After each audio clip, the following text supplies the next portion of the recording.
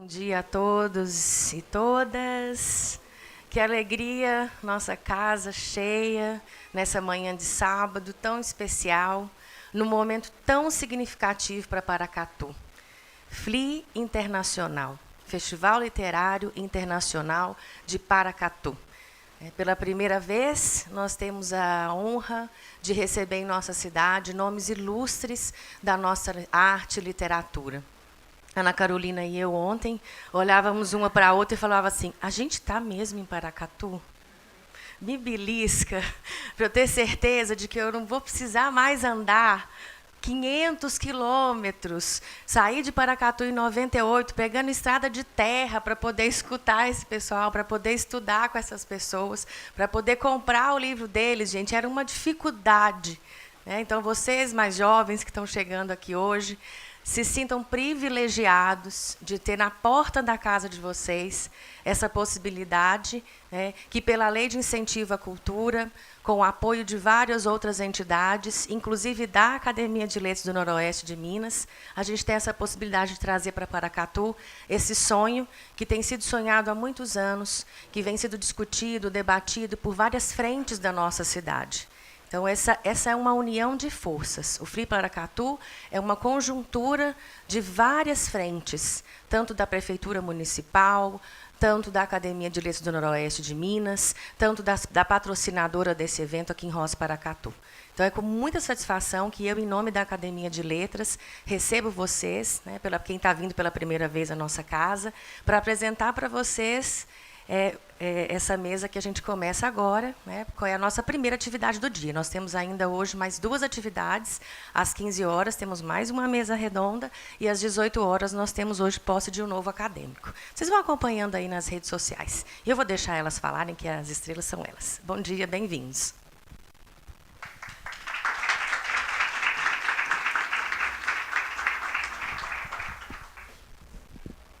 Bom dia a todos. Meu nome é Benedita Gouveia Damasceno Simonetti. Eu sou membro desta Academia de Letras. E estou aqui para apresentar para vocês a Ana Carolina Campos de Carvalho. A Ana Carolina Campos de Carvalho, ela é de família paracatuense, mas nasceu em Brasília. Agora já perdi. Nasceu em Brasília, cresceu em Itajubá e é formada em letras e tem mestrado em letras, língua inglesa, e é membro desta academia também. Então, eu vou passar a palavra para a Ana Carolina.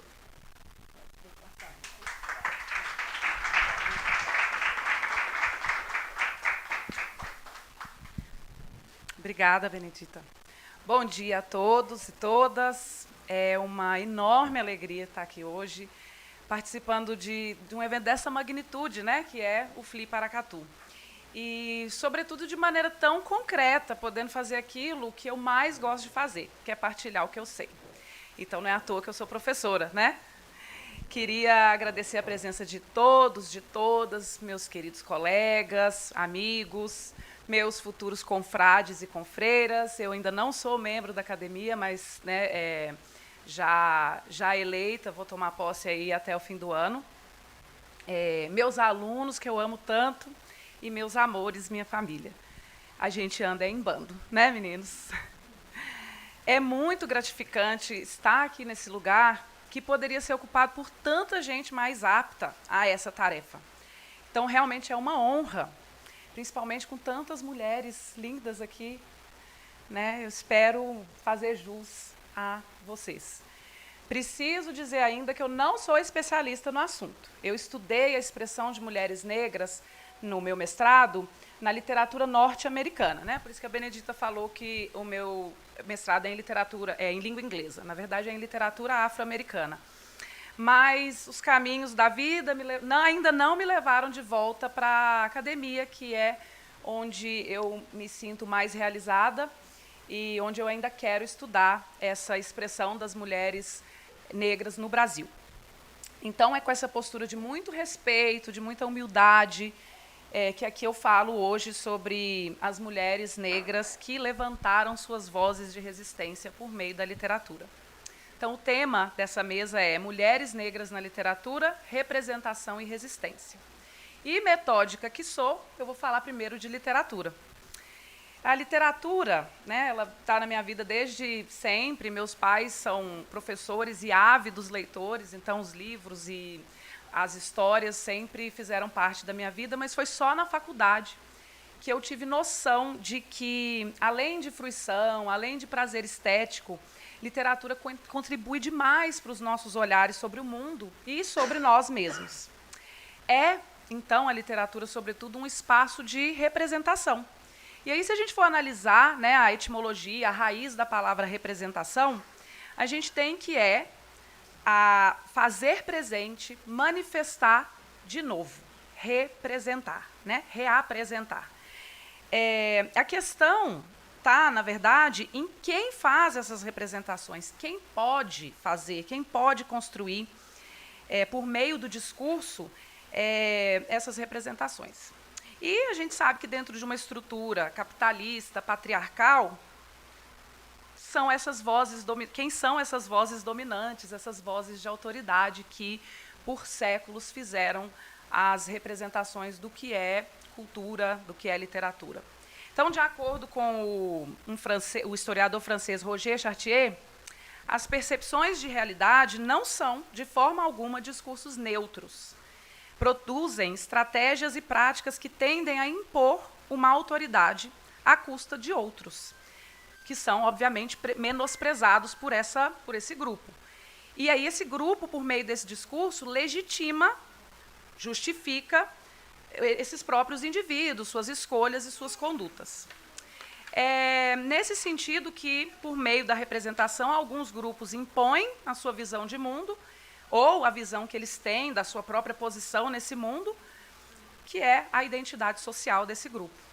E aí a preservação dessa identidade social ocorre por meio desses processos de representação e solidificam uma realidade que é da classe dominante.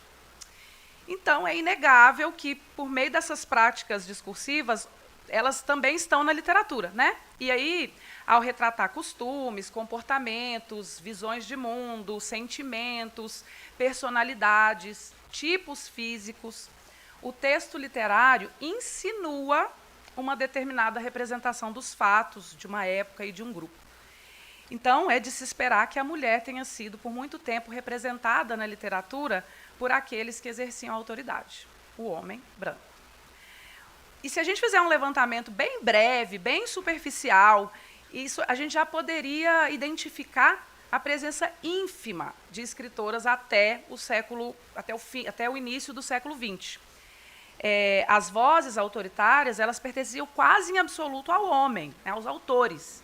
Então, qual seria a representação da mulher por séculos aí na literatura brasileira? Fragilizada, relegada ao espaço do lar, submissa, à espera do seu amado para concretizar o amor idealizado, sob a tutela de um homem, o pai, o marido ou outro homem nomeado para isso, dada mais às emoções e aos sentimentos que à racionalidade, bela, associada aos valores cristãos de castidade, pureza, inocência e bondade. Foi assim desde o trovadorismo, né? No trovadorismo você tem as cantigas de amigo, cujo eu lírico é feminino, escritas por homens. Nem se fala, então, as cantigas de amor, né, que retratavam a mulher naquele pedestal como fonte de amor e de inspiração. Se a gente for aí caminhando na literatura para o barroco e para o arcadismo, as mesmas imagens dessas mulheres alvas, né, bem claras, frágeis, virginais, ocupam também esse ideal de perfeição. Caminhando mais um pouco, se a gente chegar ao romantismo, a gente tem aí as minhas xarás, Carolinas, né? A Carolina da Moreninha, a Carolina de A Viuvinha, ambas jovens, brancas, belas, recatadas e do lar, ou pelo menos predispostas a construir um lar, né? Então, a gente pode fazer também referência a Aurélia de Senhora, que foi uma órfã que herdou uma grande fortuna, mas, por ser órfã, precisou-se nomear um tio para ser o tutor da sua fortuna. Precisou-se ainda buscar uma parenta para morar com ela, porque seria inadmissível uma mulher morar sozinha, né? Ficaria mal falada até. A gente ainda pode pensar na Ceci do Guarani, né? Que tem esse mesmo perfil bem angelical, também é um símbolo de castidade e de obediência aos valores burgueses. E aqui é importante a gente lembrar que é claro que houve mulheres retratadas de outra forma, né? A mulher sedução, a mulher que levava o homem à perdição, mas, obviamente, aí o retrato do que não ser, né? E o fim delas, obviamente, seria a impossibilidade de concretizar esse amor romântico. Mas aqui nós estamos para falar da representação de um grupo de mulheres que tiveram suas vozes e suas vivências silenciadas. Se a gente analisar a história da literatura, nós vamos nos deparar com inúmeros exemplos em que a mulher não branca figurou num espaço entre a animalização e a bestialidade de um lado, e do outro, a irrelevância social e a sedução e beleza perturbadora, né, para o outro. Socialmente, a tarefa dessas mulheres não brancas é cuidar do outro, da casa, dos filhos da sinhá, da alimentação dos senhores.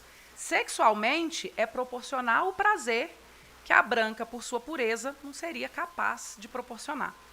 E aí, aqui, eu quero recitar, né, ousadia minha, mas recitar um poema do Gregório de Matos, e nem é o mais representativo, é só um recorte. O título desse poema é O Espírito e a Carne.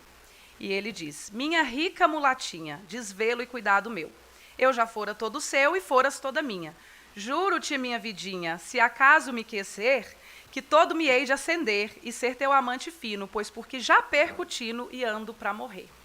Então, a gente percebe aqui nesse poema, né, primeiro, a sedução, o fato de que essa mulatinha é capaz de levar esse homem, né, a perder o tino, a perder o juízo, e até mesmo o jeito que ele... Vamos pensar aqui que nós estamos no século XVII, né, 1600 e alguma coisa. E ele está se direcionando a ela no diminutivo, né, de uma maneira bem íntima, né, maneira essa que jamais seria dirigida a uma mulher branca pelo mesmo Gregório de Matos. No romantismo, a gente teve a escrava Isaura, que era uma escrava branca, né? Para dar o contexto aqui, mais ou menos, ela é assediada lá pelo Leôncio, que é o herdeiro e proprietário dela, né? Herdeiro da fazenda, herdeiro do título dela, escrava. Ela é uma heroína romântica, então ela não cede às investidas do Leôncio, aos assédios dele, mas foge, depois conhece o Álvaro, né, o seu grande amor, e é legal a gente pensar no nome Álvaro, como também a referência à cor branca. Mas tem uma descrição dela no livro que é a seguinte: és formosa e tens uma cor linda, que ninguém dirá que gira em tuas veias uma só gota do sangue africano. Então, ser formosa e ser, né, de cor linda não poderia, ali naquele contexto, estar associado ao sangue africano. Aí, já mais à frente, a gente chega ao realismo e o naturalismo, o olhar da mulher mudou, sobre a mulher mudou, mas a mulher não branca, ela seguiu sendo ou animalizada ou relegada à sexualidade. Então, no Cortiço, por exemplo, do Aloysio de Azevedo, a gente tem essas duas representações. E aí aqui eu vou citar a Conceição Evaristo, que essa é uma análise feita por ela mesmo. As personagens no Cortiço, né, aparecem caracterizadas por uma animalidade, como a de Bertoleza, que morre focinhando, ou por uma sexualidade perigosa, como a de Rita Baiana, que macula a família portuguesa. Então, aqui eu separei 2 trechos de descrições dessas duas mulheres. A Bertoleza, para quem não leu o Cortiço, ela é uma mulher negra, escravizada, mas fugida, né? E aí ela é abrigada ali no Cortiço pelo João Romão, que promete a ela a compra da carta de alforria, mas mal sabe ela que essa compra nunca houve. ela ainda é uma propriedade de alguém, né? Então, quando mais interessa ao João Romão, ele dispensa a Bertoleza, chama a polícia, e é nesse momento que quando a polícia vê os policiais, quando a Bertoleza vê os policiais chegando, os policiais, vendo que ela não se despachava, ela está ali limpando um peixe, desembainharam os sabres, né? As espadas, né? A arma deles. Bertoleza, então, erguendo-se com ímpeto de anta bravia, recuou de um salto, e antes que alguém conseguisse alcançá-la, já de um só golpe certeiro e fundo, rasgara o ventre de lado a lado. Então, ela preferiu morrer do que ser capturada, né, pelos policiais. E depois embarcou para frente, rugindo e esfocinhando moribunda numa lameira de sangue. Então, é interessante perceber aqui como ela é, de fato, bestializada. Muito mais do que a mulata, né? No caso, a Rita Baiana. Então, aqui, uma caracterização da Rita Baiana como a sexualidade perigosa. E viu a Rita Baiana, que fora trocar o vestido por uma saia, surgiu de ombros e braços nus para dançar.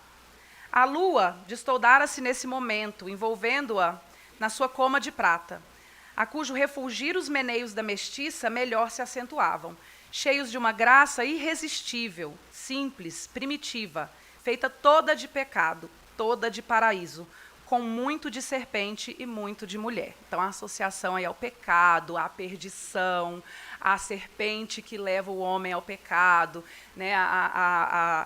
A mulher que faz o Jerônimo abandonar a sua esposa portuguesa, religiosa, né? Rezadeira, por a mulher que o envolve. Outra coisa que a gente pode notar até aqui é a impossibilidade da maternidade. Então, a gente vê que a negra, escrava, e até a mulata também sedutora, não são mães nesses romances, nesses textos. Então, é nítida a associação que se faz aqui entre a pureza da mulher branca, que é virginal, que é muito próxima da santidade cristã, e o seu lugar de pertencimento, que é o lar e a maternidade. As não brancas fica, né, o pecado e o trabalho. Educar, alimentar, cuidar da higiene, cantar e ninar os filhos das brancas.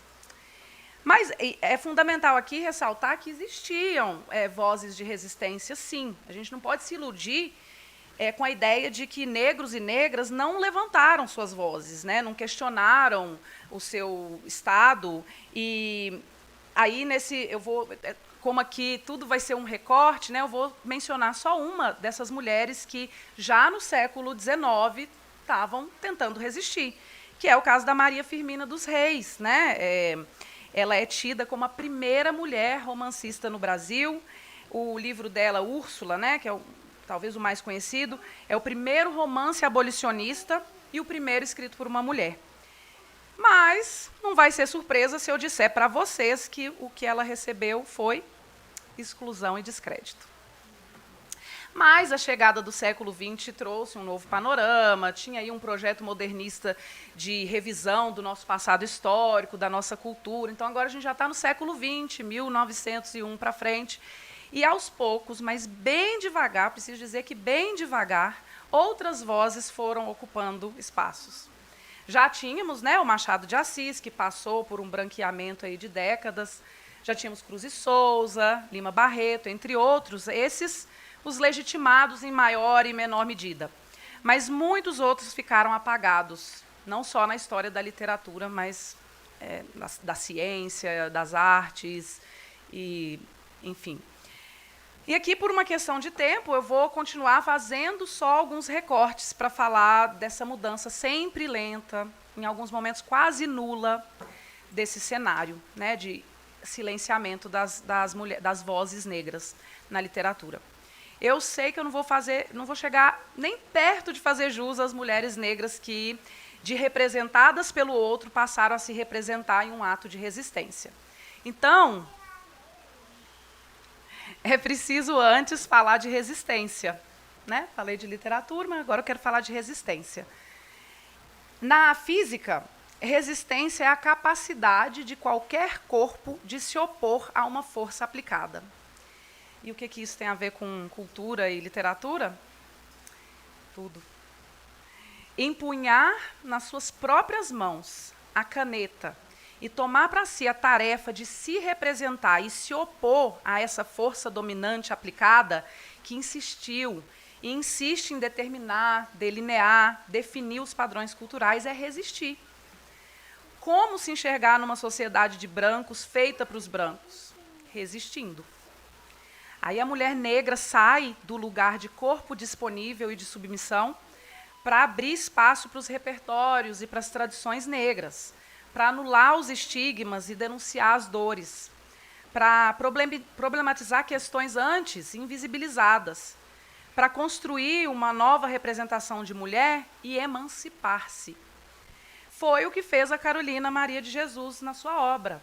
Né? Vou destacar aqui o Quarto de Despejo, que eu acredito que seja a obra que a maioria de nós conhece.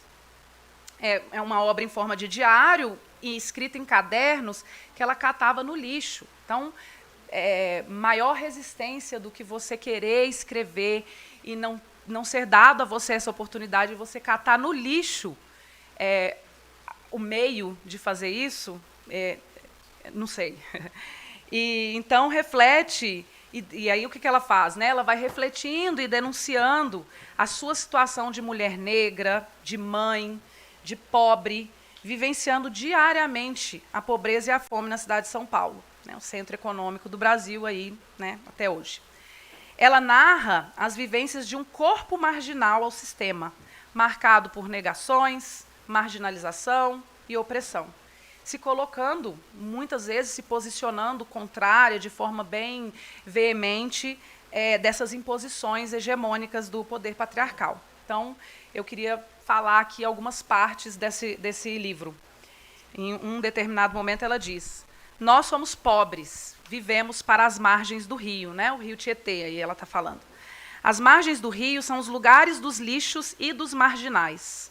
Gente da favela são considerados marginais. Não mais se vê os corvos voando às margens do rio perto dos lixos.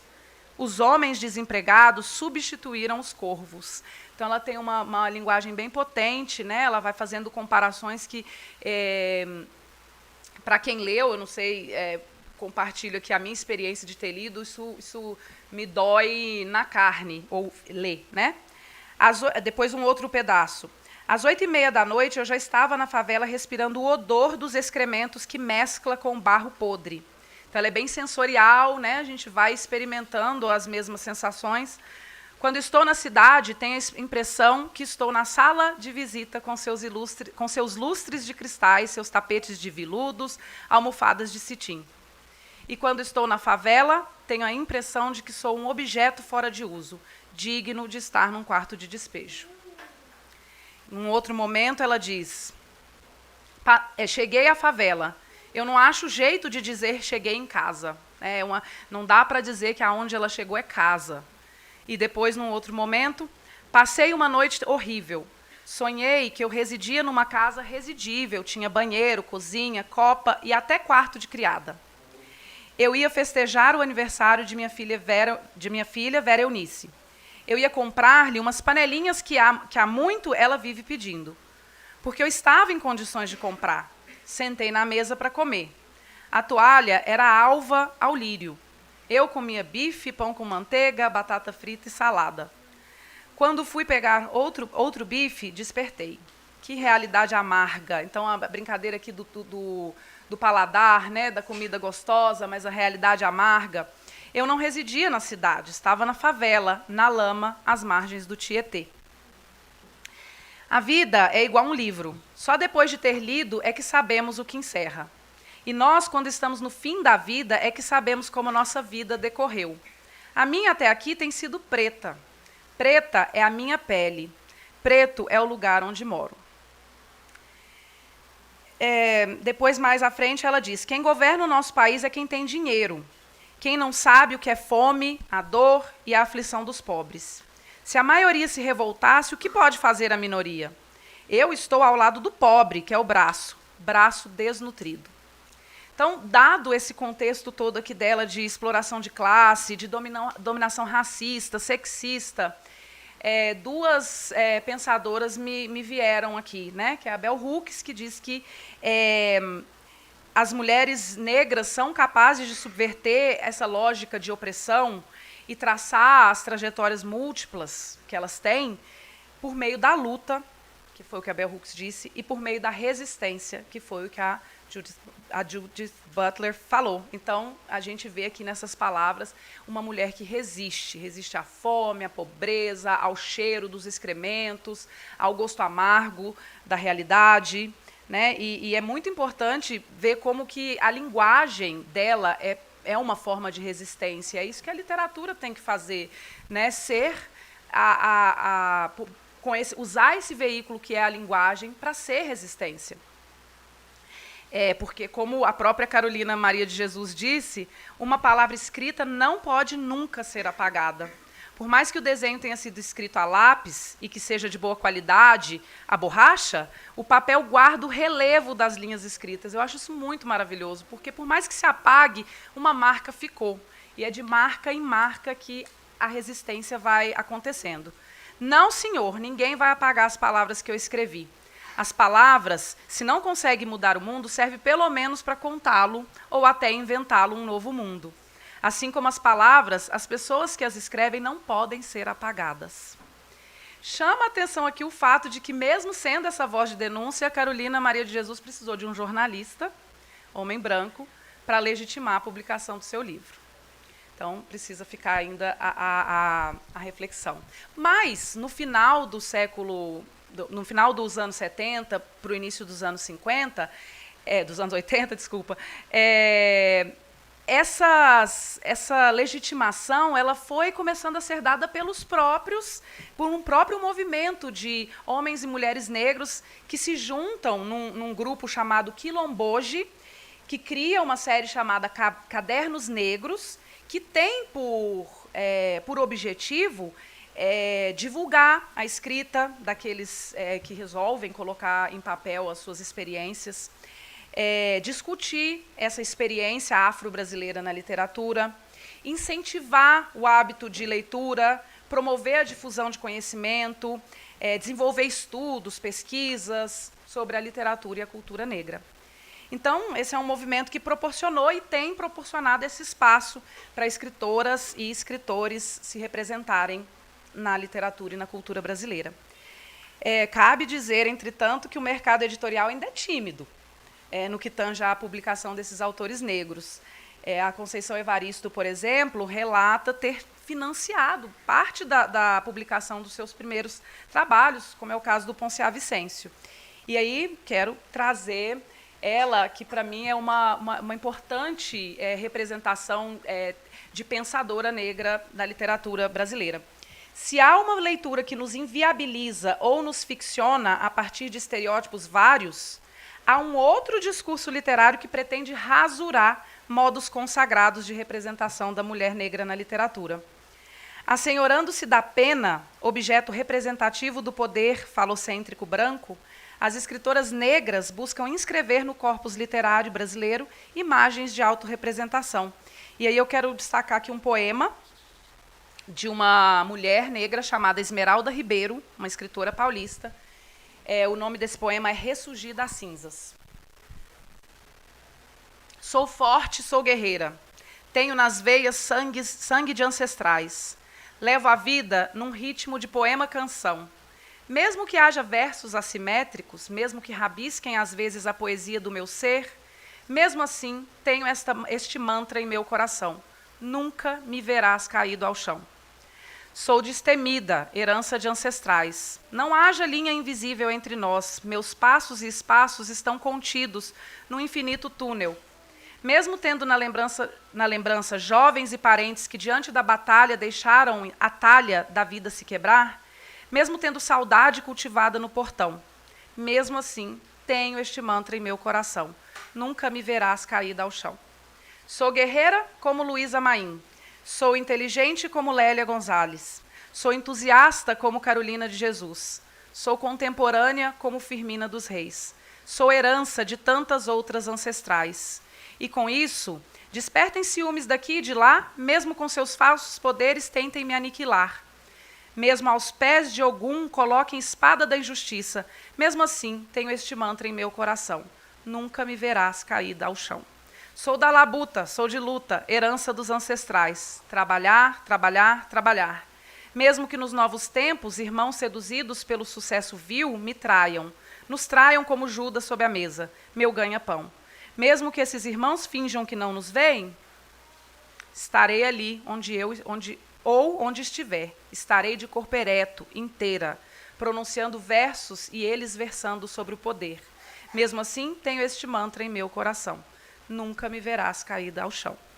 Me abraço todos os dias, me beijo, me faço carinho, digo que me ama, enfim. Sou vaidosa espiritual.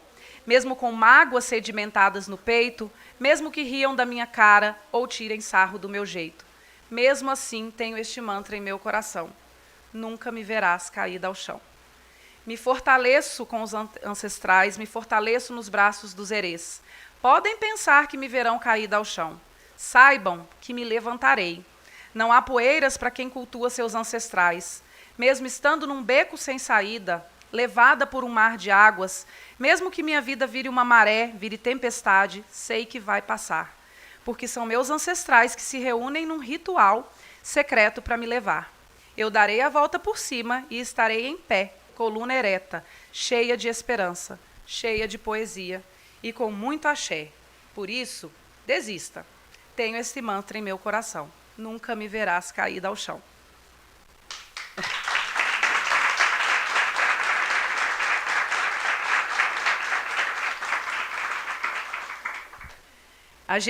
Eu quero lembrar aqui também um livro da Conceição Evaristo, e o título desse livro é Insubmissas Lágrimas de Mulheres. É um livro que a gente leu bem recentemente aqui agora, né, o último livro que foi lido no Clube de Leitura. E eu quero só fazer referência a esse título, né, Insubmissas Lágrimas de Mulheres. Então, tem muita lágrima ainda para correr, mas elas são insubmissas. E isso marca esse movimento aí de resistência. Né? A ancestralidade, né, como a própria Esmeralda Ribeiro nos ensina, também é um canal de resgate dessa resistência. E outra forma de resistir é reformular o passado histórico, como fez a Cristiane Sobral. E esse é um poeminha muito curtinho. Então, o título é Justiça, e aí Cristiane Sobral diz: lá no céu não encontrei a princesa Isabel. Fica aí a reflexão, eu vou deixar para vocês. Estou quase acabando, tá? Jean-Paul Sartre, dizia que a tarefa do escritor é fazer com que ninguém possa ignorar o mundo e se considerar inocente diante dele. E nas palavras, mais uma vez, dessa grande pensadora da literatura afrodiaspórica, Conceição Evaristo, a nossa escrevivência não pode ser lida como histórias para ninar os da casa grande, e sim para incomodá-los em seus sonos injustos. E é isso que tem sido feito. E é por isso que as vozes das mulheres negras precisam ecoar cada vez mais na nossa sociedade. É delas o direito de se representar e de se verem representadas. Como será possível que uma menina, uma mulher negra, se enxergue em um mundo de branco se não houver essa representação autêntica? Como será possível que nós nos enxerguemos diante da diversidade de olhares que nos foi e nos é negada pelo olhar das vozes autorizadas? Como desautorizar essas vozes que ninguém deu autoridade para elas, sem que haja resistência? E é nesse contexto que a escritora Conceição Evaristo, mais uma vez, criou o termo escrevivência, qual eu acabei de falar aqui. E nas palavras dela, como ela define, o resgate das histórias de tudo e de todos que foram apagadas pelo texto unívoco da branquitude. É isso que é a escrevivência. É o recriar e recontar a história a partir de e reconhecendo suas potencialidades. É uma escrita assinalada pelas experiências dos que quase nunca são representados pela cultura hegemônica. A escrevivência, nas palavras dela, compromete, aí é ela dizendo, né, compromete a minha escrita como um lugar de autoafirmação de minhas particularidades, de minhas especificidades como sujeito, mulher, negra. surge a fala de um corpo que não é apenas descrito, mas, antes de tudo, vivido. A escrevivência das mulheres negras explicita as aventuras e desventuras de quem conhece uma dupla condição, que a sociedade teima em querer inferiorizada, mulher e negra. Sobre o fazer literário das mulheres negras, pode-se dizer que os textos femininos negros, para além de um sentido estético, buscam semantizar um outro movimento, aquele que abriga todas as lutas. Toma-se o lugar da escrita como direito, assim como se toma o lugar da vida. Debruçam-se sobre as tradições afro-brasileiras, relembram e bem relembram as histórias de dispersão que os mares contam. Se postam atentas e diante da miséria e da riqueza que o cotidiano oferece, assim como escrevem as suas dores e alegrias íntimas. Finalizo, então, com um poema da Cristiane Sobral, que ilustra, né, e que exerce essa escrevivência tão necessária à resistência das vozes das mulheres negras, como forma de mudar o olhar do mundo sobre elas e sobre suas vivências, como forma de fazer representação e resistência para si e para as gerações que aqui estão e que estão a caminho. Eu sou. O racismo quase me mata outro dia. Se não fosse Nelson Mandela, Maya Angelou, Lima Barreto, Oliveira Silveira, ai, ai. O racismo, esse perseguidor. Mas estou bem com vocês, Nina Simone, Luísa Maim, Maria Firmina dos Reis. O racismo não me deixa dormir, porque ele não dorme. Fico desperta com Ray Charles, Marvin Gaye, James Brown. James Brown me disse que posso mais além do cansaço. Sim, o racismo me deprime. Mas a endorfina de ler Carolina Maria de Jesus, de sentir na alma o meu bom samba de raiz, de Clementina e Jovelina Pérola Negra, vence tudo com a força da ancestralidade. O racismo ainda bate na minha porta com seus mandados de justiça, mas não estou. Eu sou negra e livre, negra e linda. O racismo não tem paz. Não foi ele que inventou o jazz, nem o soul. O racismo não é ninguém, mas eu sou. Isso, minha gente, é representação, é resistência e, nas palavras de Kalila das Mercês, reexistência.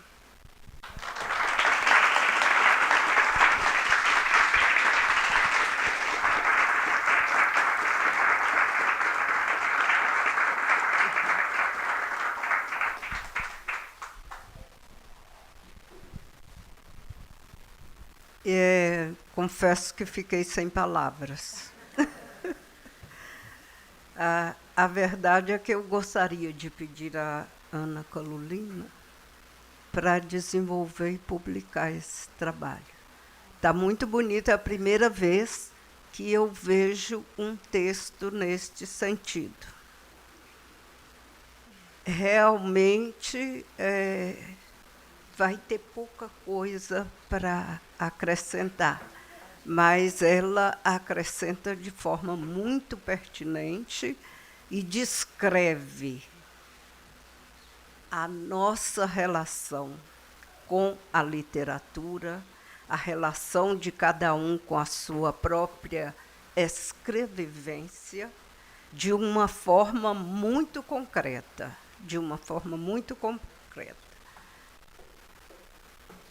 Eu sei, não conheço muito de vocês aqui, mas todo mundo me conhece por causa do meu pai. Alguns ainda se lembram do Zé Pipoqueiro. E aí todo mundo me conhece por causa do Zé Pipoqueiro. Quando eu posto alguma coisa no Facebook, ninguém comenta sobre o tema que eu postei, mas comenta sobre Zé Pipoqueiro. E isso me honra muito. Me honra muito porque Zé Pipoqueiro foi uma pessoa excepcional, já postei alguns fatos sobre isso, e foi a pessoa que me passou a força da resistência, a força para a resistência, que teve que ser uma força muito grande. Lamento muito que ontem eu fiquei tendo por opositora porque foram eventos no mesmo horário, a Conceição Evaristo. Aí realmente não tem base para competir, né? E depois, exclusivamente por minha culpa, porque eu passei da hora de corrigir, porque eu só fui notar depois, porque estava fazendo um outro projeto para uma outra atividade, e quando eu fui corrigir, já não dava mais para corrigir, porque o programa já tinha ido para a prefeitura, alguma coisa assim, e eu deixei para lá. Mas saiu lá na programação Benedita Simonetti, que ninguém sabia quem era. Eu sou Dita Gouveia, filha de Souza Pipoqueiro. Então, não tinha jeito, né, de fazer isso. Mas eu queria contar para vocês que há mais de 40 anos, exatamente há 42 anos, eu defendi uma tese de mestrado na UNB, e o tema era Poesia Negra no Modernismo Brasileiro. E eu cheguei até 1980. 1980 ainda não estavam disponíveis as obras de Conceição Evaristo. 1982 eu estava em São Paulo na inauguração, no lançamento do primeiro volume de Cadernos Negros, eu ainda tenho até hoje. Agora já está no número 42, e realmente foi um caminho que foi aberto devagarzinho, com muito esforço, mas maravilhoso. E ajudou muita gente a ser publicada, inclusive a Conceição Evaristo, que tem um caderno inteiro praticamente só para ela. Então, na época, nós estávamos, em 1900, eu defendi a tese em 1980, ainda estávamos sob o regime militar, sob o primeiro regime militar, sabe? E ainda as pessoas, quando existia uma lei que proibia que se falasse de brancos e indígenas, porque realmente o Brasil era o grande modelo de democracia racial. Proibia que se falasse de negros e indígenas, porque realmente o Brasil era uma democracia racial. Ao mesmo tempo, eu estava no Ministério das Relações Exteriores, que era a repercussão da voz do governo militar no exterior. Então, existiam muitas regras, só que eu não contei para eles que eu estava fazendo mestrado e nem contei para eles que eu estava falando de negros. E, realmente, uma negrinha passando ali nos corredores do Ministério, viam nesta negrinha, aliás, eram duas, eu e minha irmã passamos no mesmo concurso, mas eles viam em nós o quê? Deve ser uma servente, aquela que limpa o chão. Me perguntaram isso muitas vezes lá. Então, ninguém se importou muito, né? O que é que eu estava fazendo. Mas o problema começou quando eu terminei o mestrado e estava tentando conseguir editar o livro.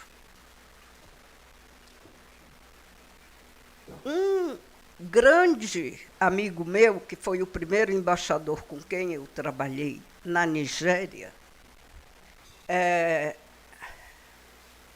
e que depois foi presidente da Academia Brasileira de Letras, Alberto da Costa e Silva, acho que vocês já ouviram falar, porque ele tem dois livros sobre a história da África, muito interessantes. Arrumou uma pessoa para me mandar um bilhetinho escondido, me entregar em mãos, porque a Fundação Ford queria publicar o meu livro. Só que a Fundação Ford era considerada a grande inimiga do governo militar, né? Aí eles chamavam a Fundação Ford de comunista. É muito engraçado, né? Que de comunista ela não tem nada. Mas ele me mandou um bilhetinho: não publique com a Fundação Ford, você está botando em risco sua carreira. E, àquela altura, eu já sabia que não adiantava ficar no Brasil sendo professora. E já tinha uns projetos de ir para o exterior, que era uma das coisas que a minha função no Itamaraty facultava, né? Então, não publiquei. E passaram-se 8 anos. O meu livro foi, inclusive,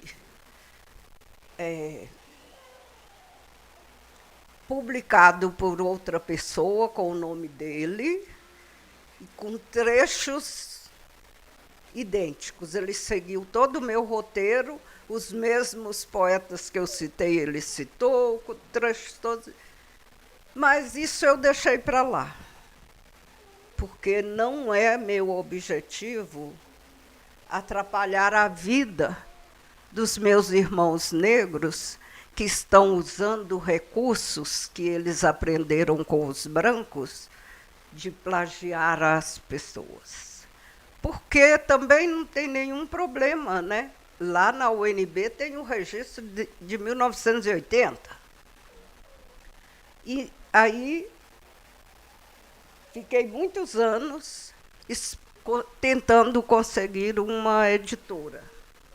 Todo mundo sabe que isso é complicado, todo mundo sabe que é muito ruim, e todo mundo sabe que ninguém estava muito interessado em publicar negros, né? Então,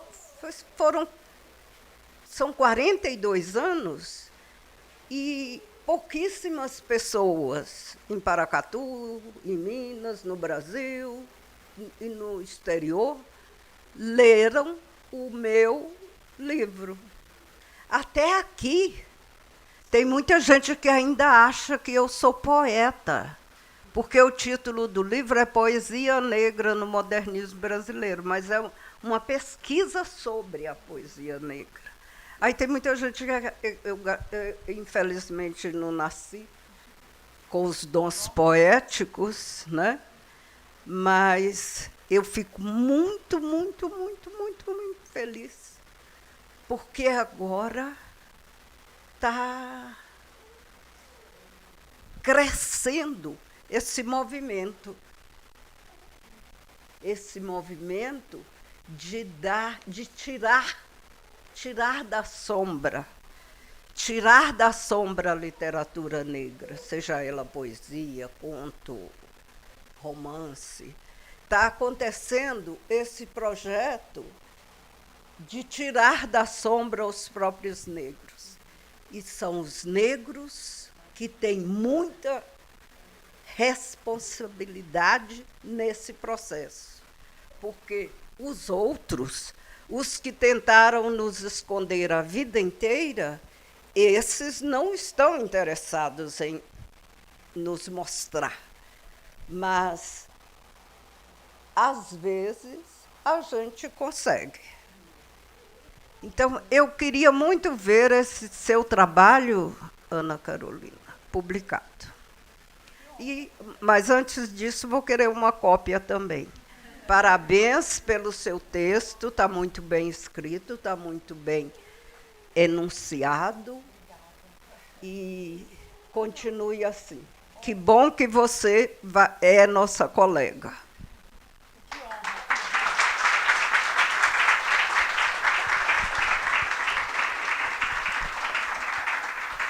Eu só posso dizer que é isso, né? Essa é a resistência de que eu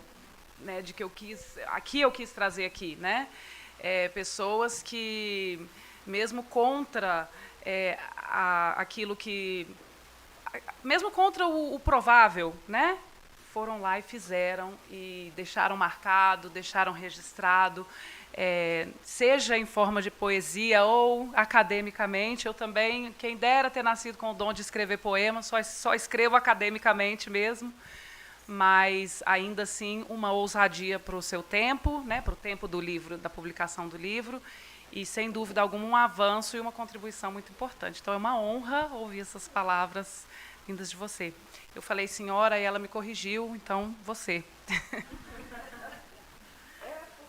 eu queria te parabenizar, porque você conseguiu aliar a beleza, a leveza com profundidade nessa fala.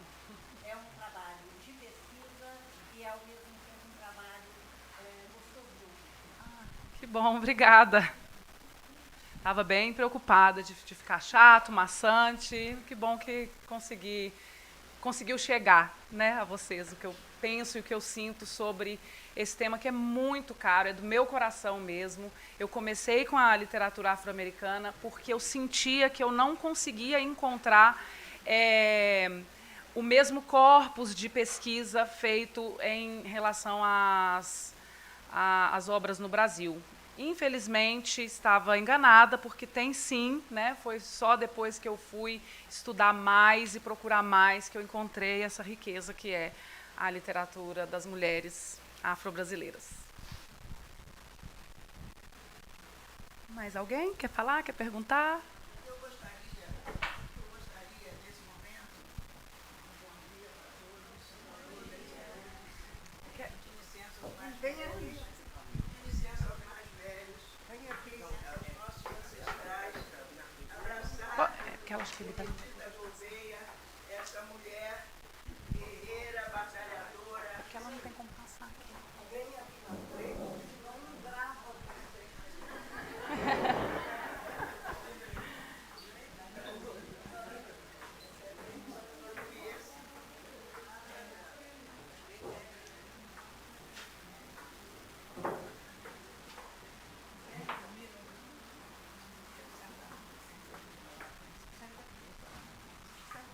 A senhora quer ficar de pé? Gente, vou apresentar para vocês a Lídia Garcia, que é a nossa matriarca na luta pelo reconhecimento e pela valorização do povo negro.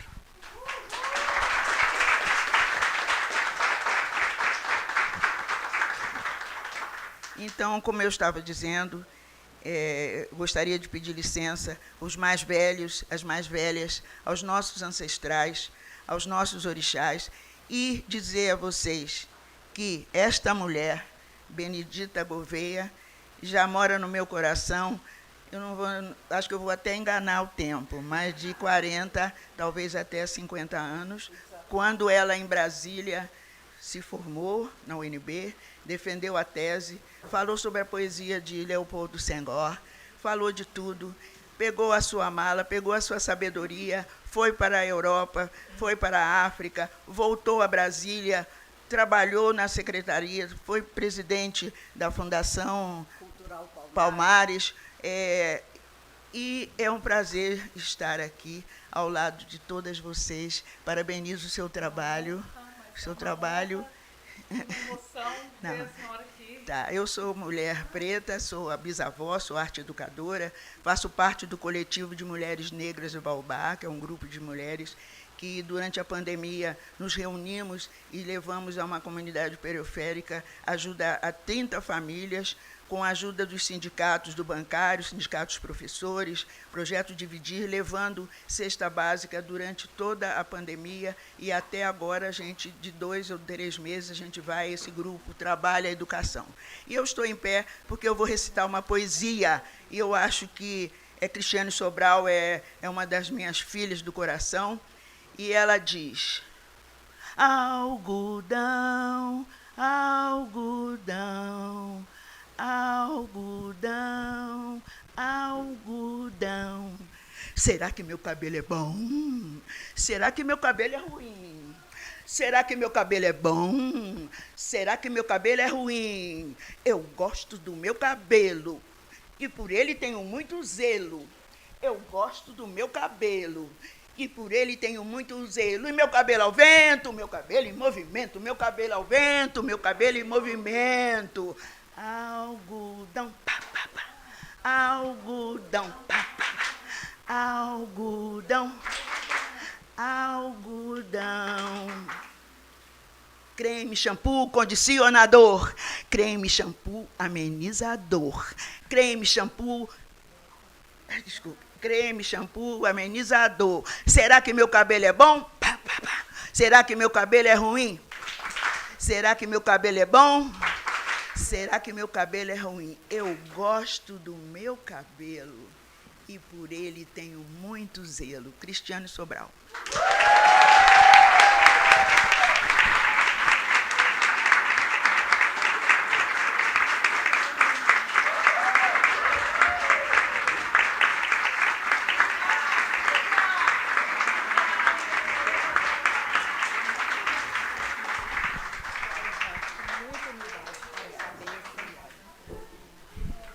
Ela estava em Brasília quando eu defendi a minha tese, estava em Brasília quando Marisete defendeu a tese dela, virou doutora em psicologia, e ela está aqui comigo agora.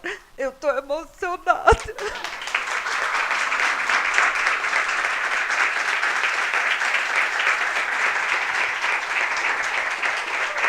50 anos. Nós temos aqui essa mulher, Benedita Gouveia, uma família que plantou raízes, que foi... Zé Pipoqueiro foi proibido de entrar no Jockey Club, porque era preto, era pipoqueiro, mas um dia essa mulher abriu as portas desse espaço quando ela se casou e fez uma festa que todas nós merecemos dentro do próprio clube, e Zé Pipoqueiro, de braço dado com a sua filha e com as suas filhas, adentrou esse espaço. O preconceito, o racismo não é de nós negros. O preconceito e o racismo, a branquitude que não nos entende, é que tem que saber o que eles vão fazer com esse racismo que está dentro deles. Quando a gente fala de branquitude, a gente fala das pessoas que não estão defendendo o racismo. Porque nós temos brancos, temos indígenas e temos nós próprios pretos na luta. E os brancos também, alguns estão com a gente na luta. Assim como Nelson Mandela, lá na África do Sul também, teve pessoas brancas. Assim como Olímpio Serra, um antropólogo, também trabalhou para que a gente subisse a Serra da Barriga, em 1900 e caraqueque, que eu não me lembro agora o nome, e fomos para lá e criamos a Fundação Palmares. Muito obrigado, porque eu gosto de falar.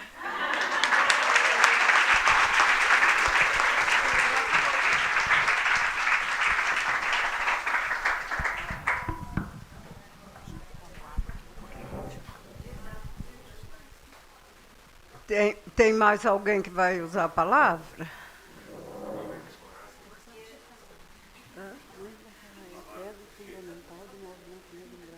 Não entendi nada. Todo mundo vai ouvir. Precisa centrar um pouco na nossa letra, no texto da Carolina, e explorá-lo, porque ele tem muito para ser explorado.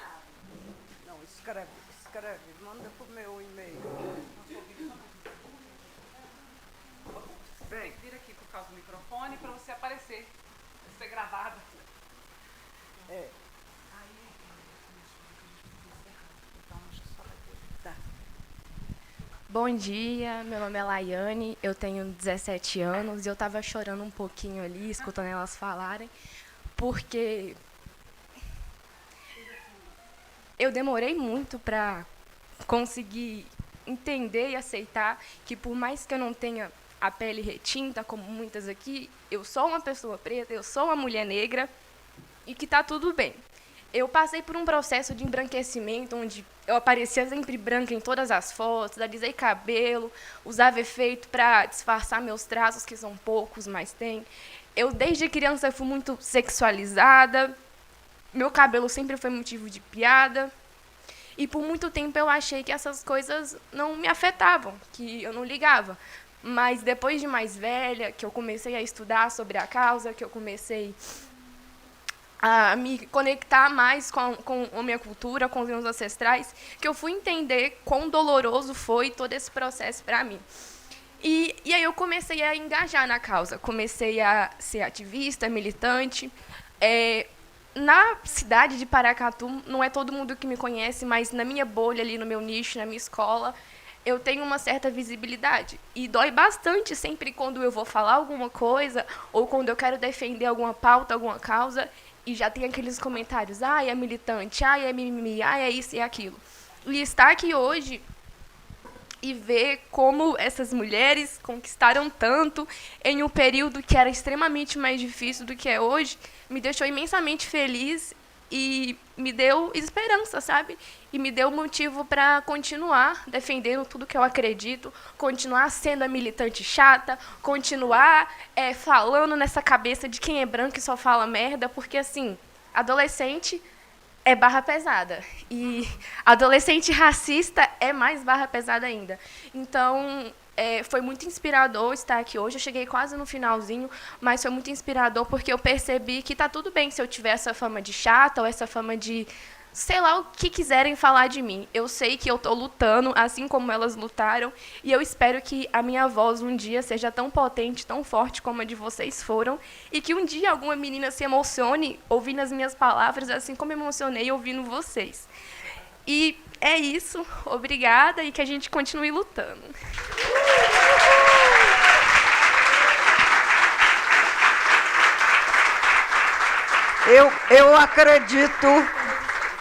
Eu acredito na sua força e acredito que daqui a alguns anos você estará aqui no nosso lugar. E não se preocupe, não, todos nós passamos por essa fase, todos nós alisamos os cabelos, senão não entrava na escola, e todos nós estamos aqui hoje orgulhosos da nossa negritude e da nossa resistência. E olha, minha filha, o que você passou até agora não foi nada. Você não teve o diretor da escola em Paracatu, quando minha mãe, que tinha sido a doméstica do diretor, foi na escola normal, pedi para me matricular na 5ª série, porque a gente tinha que fazer o exame de admissão ao ginásio, e o diretor olhou para minha mãe, mas escuta aqui, por que você quer matricular sua filha aqui? Isso aqui não é escola para pessoas como vocês. Ela já fez o primário, está muito bom, vamos arranjar um emprego para ela. Eu mesmo estou precisando de uma doméstica lá em casa. Mãe chorando, pai falou, filha, você quer estudar? Quero. Então, aqui ninguém calça, ninguém come, ninguém veste. Mas você vai estudar lá. Pegou minha certidão e foi lá. Pegou minha certidão, foi lá e disse, vim matricular minha filha. Matricularam. A professora da 5ª série, quando queria se referir a mim, me chamar, você aí, o estandarte São Benedito? Sou eu. Chegou o final do ano, o exame de admissão. Todo mundo ali na frente, hoje é a Casa de Cultura. E o diretor na janela lendo o nome dos aprovados. Letra A, letra C. Eu sou B, de Benedita, que eu nasci no dia de São Benedito. E aí eu sentei na calçada e fui chorar. Todo mundo cujo nome não era dito ia embora. Eu fiquei ali sentada chorando. E entre lágrimas, eu escutei o diretor falar. Agora eu vou chamar o nome da pessoa que passou em primeiro lugar. E era Benedita Gouveia Damasceno.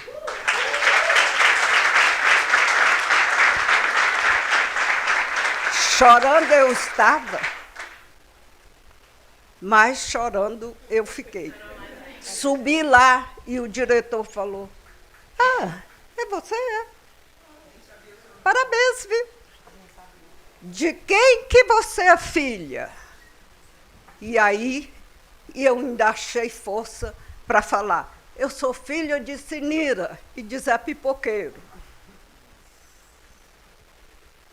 Era um tempo muito mais difícil.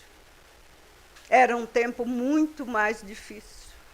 Agora tem uma certa abertura. Nós, os negros, ainda podemos abrir a boca e falar. Naquele tempo, nem isso. Você é predestinada. E herdeira. Nossa herdeira. Gente, o problema é que demorou demais esse lero-lero e tem outros compromissos na sala. Então, infelizmente, vamos ter que encerrar esse bate-papo. De novo, meus parabéns, Ana Carolina, meus parabéns a todos vocês que estão aqui para escutar falar de mulher negra.